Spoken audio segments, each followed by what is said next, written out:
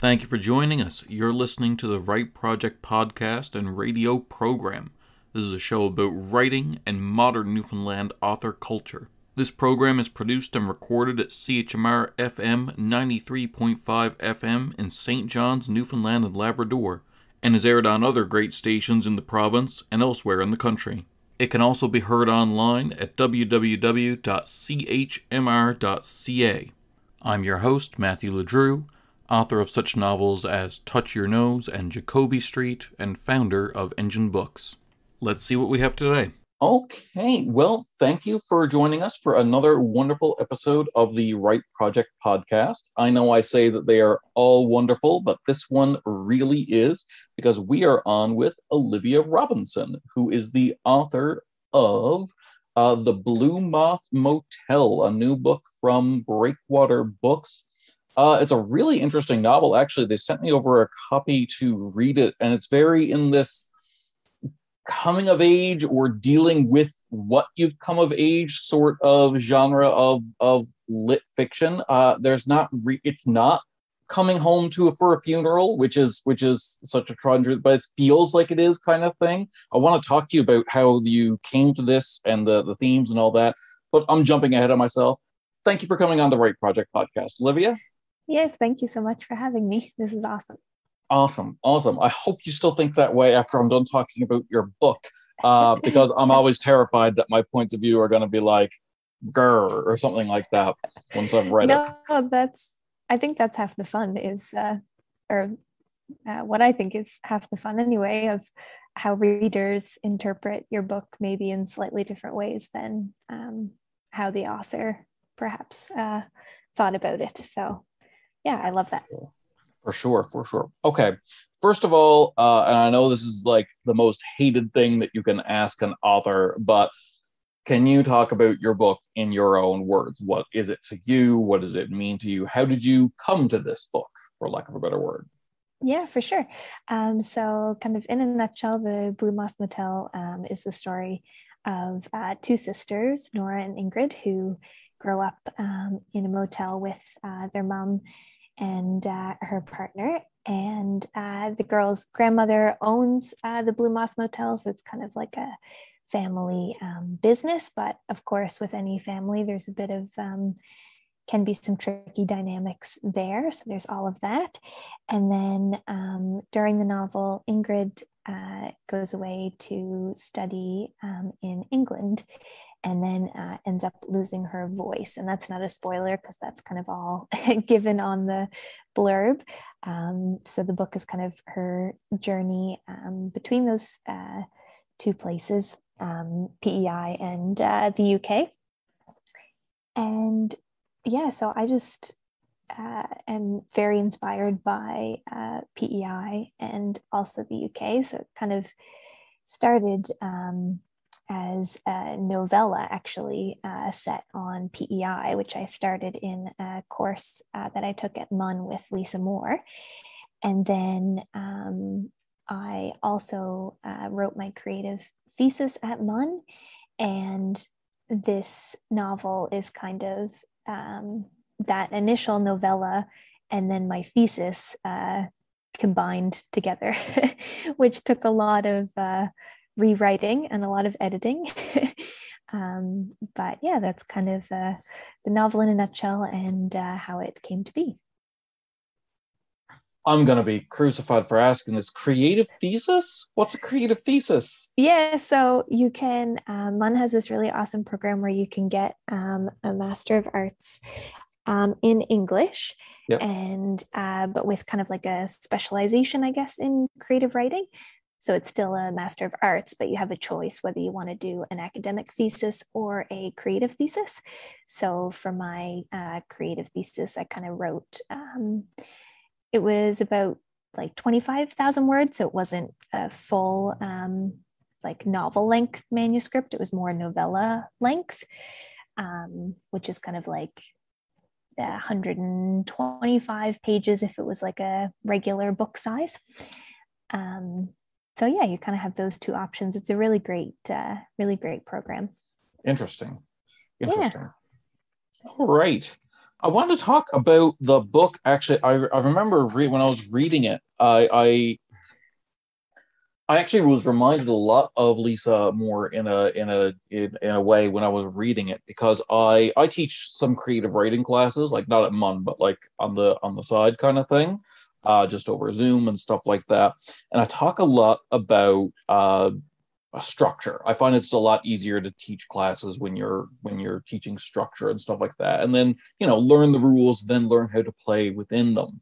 And I do this 3x structure that's 8 points long, and every so often there's someone in a class that'll ask about, like, how does Lisa fit into this structure? And I always have the same very glib answer, which is like not really glib, but like it's not a catch-all, you know what I mean? But usually I find that she's writing one act plays, because like in the traditional 3x structure, there's like, you introduce the main character, they want something, and then eventually they make a choice to pursue that want or need, and then they go into act two. And then at the end of act two, once they've like had this big tragedy, like thought they got what they wanted, found out it wasn't what they really wanted, and had a tragedy, they return to where they started, having changed, and that's act three kind of thing. I would say that Lisa is in act one. Like, she writes like novel length one act plays where it's this situation and the character's struggling to make a decision. And the second they make that decision to go into act two, the novel ends. Yours is very much the inverse of that. And I found it really interesting writing it. And I want to, I'm sorry if it's not intentional or something like that, but where it's act three, like the majority of it is this character is coming home. Like the entire novel is returning to where you started, having changed. It's the third act of a life. You know what I mean? It's the end brought out into like a novel length, like I said. Yeah, that's super interesting. I never thought of it that way, but yeah, I guess it is. I think part of the fun of learning all of those rules is then once you know them, then you get to do fun stuff with them. Oh yeah. And kind of flip stuff around. And so yeah, I'm always kind of, I guess I'm just more interested in reading books like that. So maybe that's why I ended up writing one like that, I guess. Oh, for sure. But yeah, that's really interesting. I like that. Thank you. Oh, no. I'm glad you're not insulted by it. That's good. How did you come up with Ingrid losing her voice? That's such an interesting, like, I know the explanation that's in the book, you know what I mean?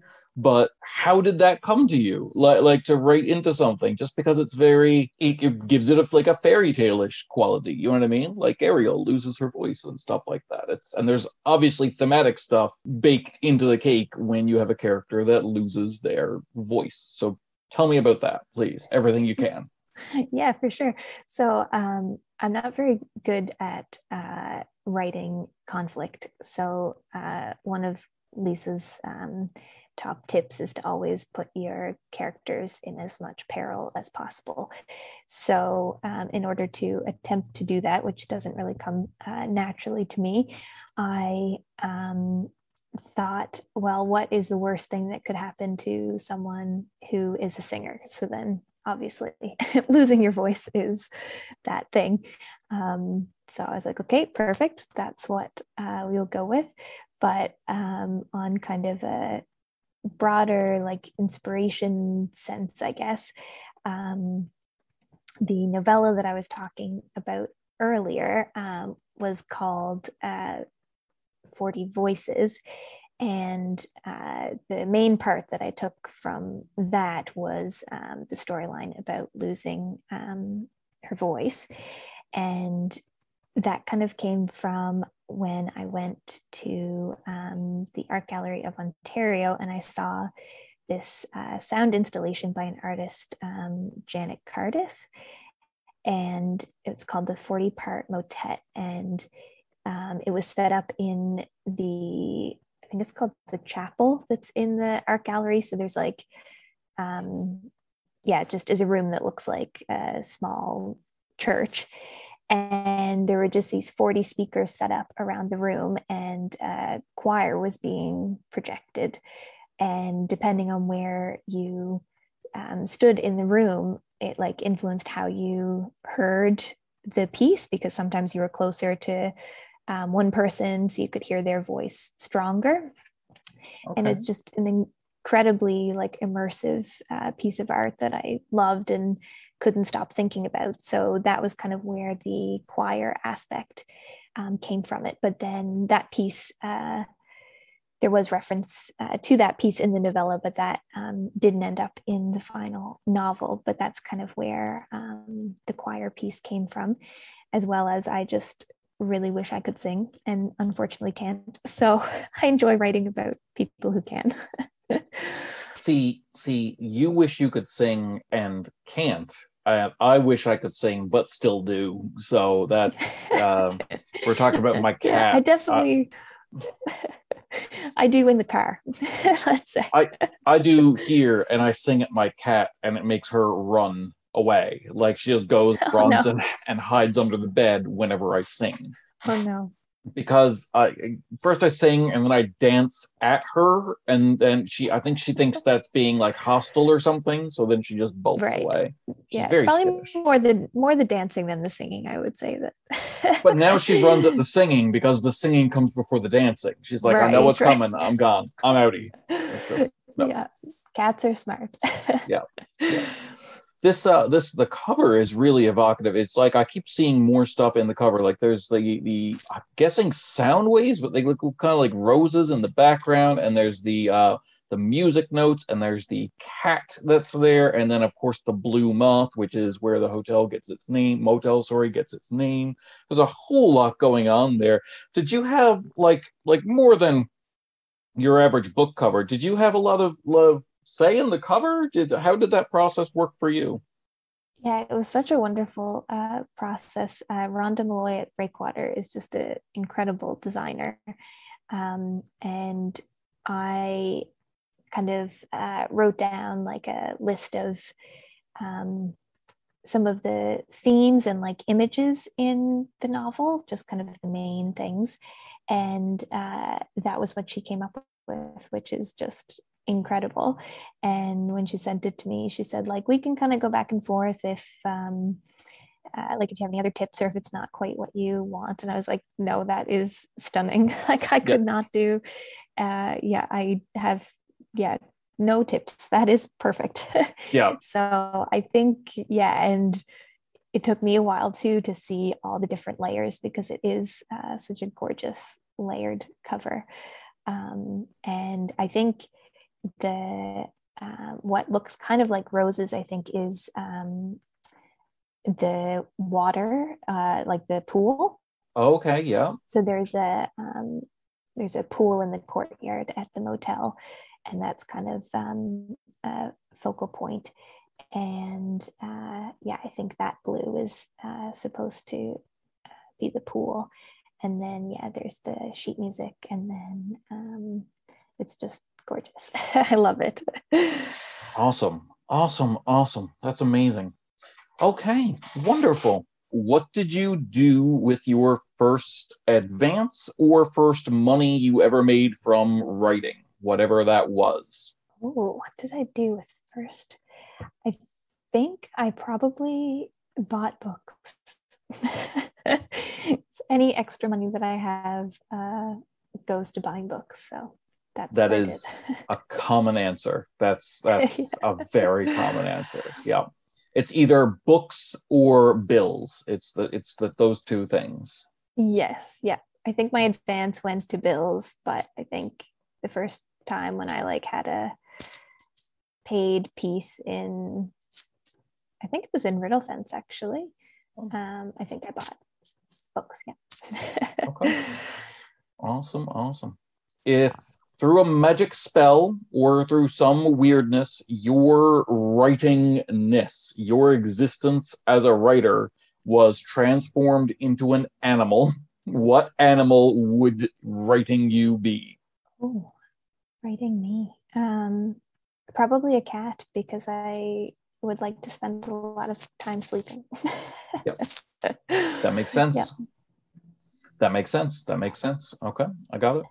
Oh, this is an interesting one. Olivia Robinson, how do you balance making like demands of on the reader with taking care of the reader? How much do you have to clue them in? How much do you have to hold their hand along when you're telling the story? How do you balance that act? Hmm, that's a good question. I think I kind of write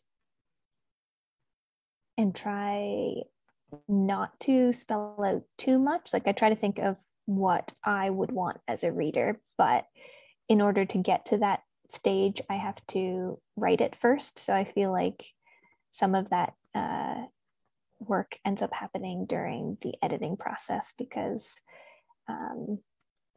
sometimes I will spell it out a bit too much when I'm writing, or sometimes I don't say enough and need to do more explanation, but I need to have a bit of distance from it first before I realize that, I think. So, yeah.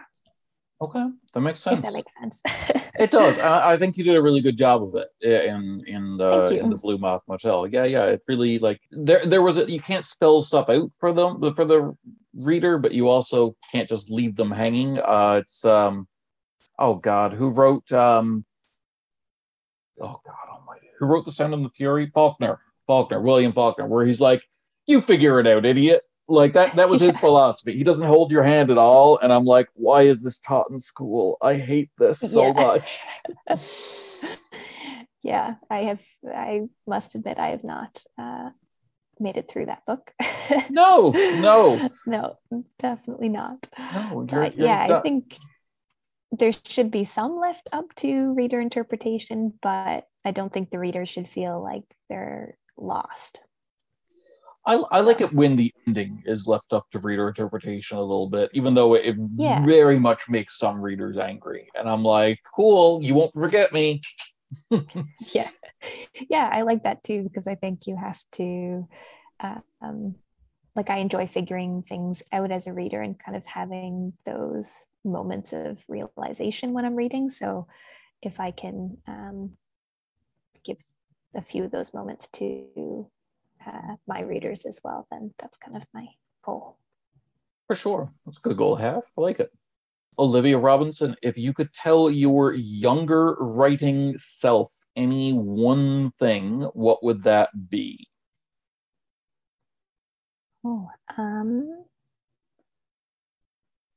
To just write, I think, because I tend to overthink things, which I think some writers do.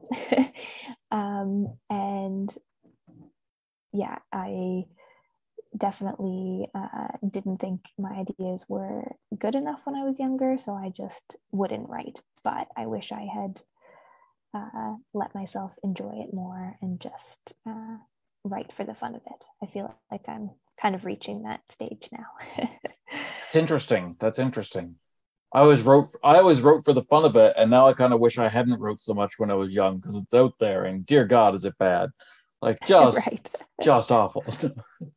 No, I'm sure it's not. No, it is. It is. Olivia Robinson, have you ever read anything that made you think differently about fiction, like about what fiction is? Oh, that's a very good question. I read that doorstop of a book called Ducks Newburyport by Lucy Ellman. I think she's American, and it's like 1,000+ pages, and it's all one sentence. There is no punctuation. There are no paragraph breaks. My brain, I could only tell you probably like 2 or 3 things that happened in that entire novel because it was just so much. My brain could not handle it. So that's kind of the most extreme example that I can think of. But Who else? What else have I written? When I first started reading like a lot of like kind of adult contemporary fiction in like middle school, high school. I had wonderful high school English teachers who really liked Canadian lit. So we read a lot of Can Lit in high school, which was awesome because it was the first time I kind of realized they were like Canadian authors, which seems silly, but it was like, oh wow. They let Canadians write things? Whoa. Yeah, what a concept. Whoa. Yeah. And so that was awesome. And I think the first time that I read Miriam Taves, her voice really stood out to me as an interesting voice that I hadn't read before.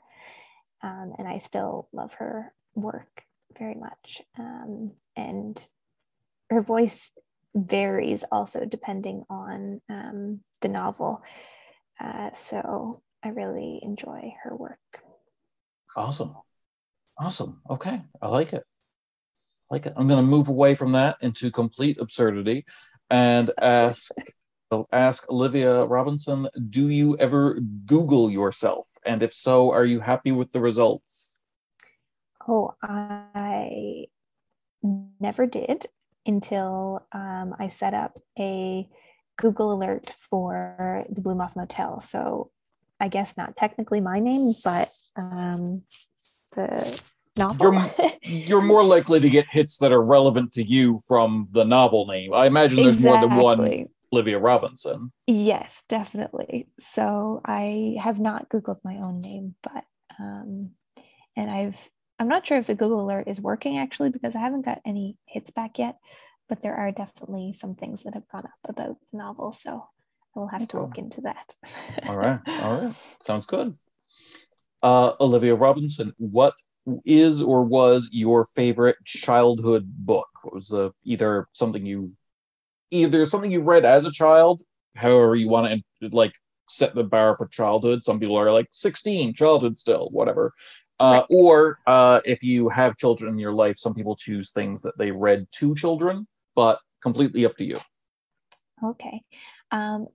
The first book that I remember reading myself was like a board book called Frida Fuzzy Paws.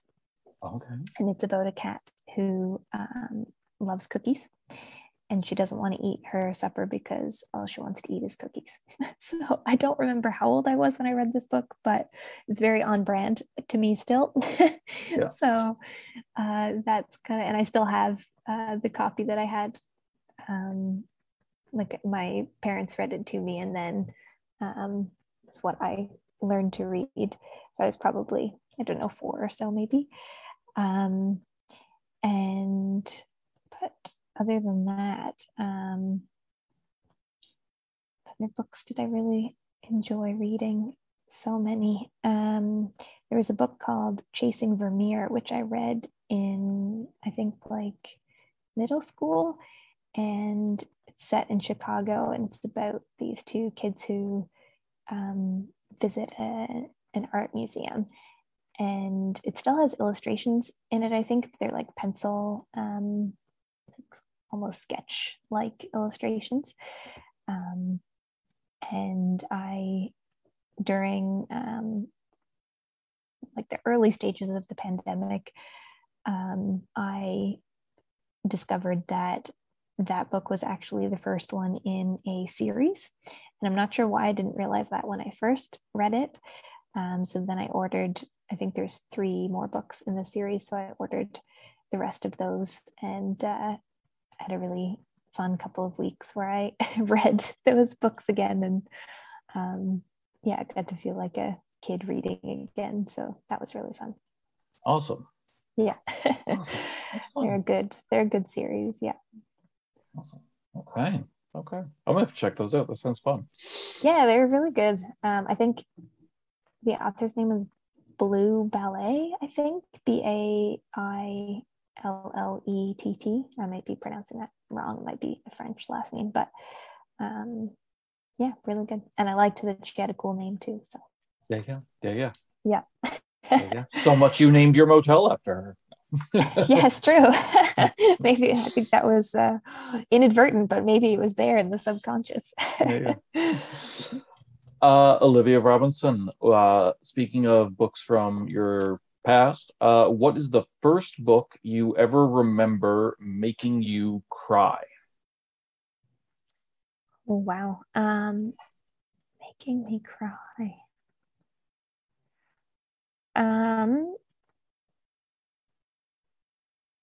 I think it was probably Black Beauty. Oh, I love Black Beauty. I would say. Yeah. Yeah, because I've ridden horses since I was 8, so like going on 20 years now. What a coincidence. I've avoided horses for like 20 years now. Horses. Perfect.